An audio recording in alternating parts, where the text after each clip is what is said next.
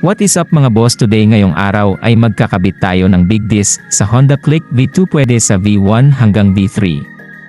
Check natin ang quality ng TTGR big disc.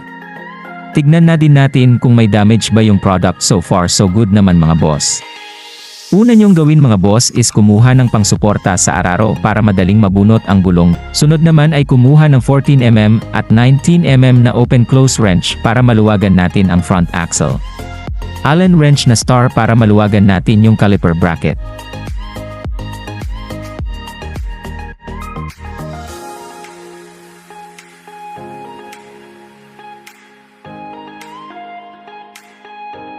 Tapos hugutin na natin yung front axle para matanggal natin yung gulong.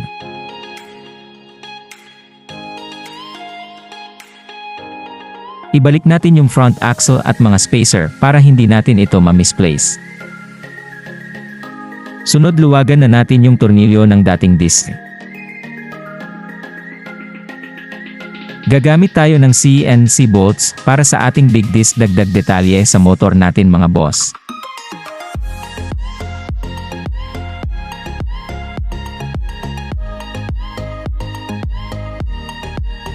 Higpitan natin mabuti upang hindi kumalas katagalan.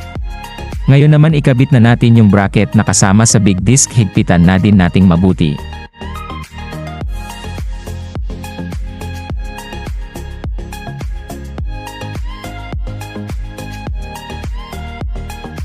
Naisalpak ko na yung gulong, di ko lang naipakita.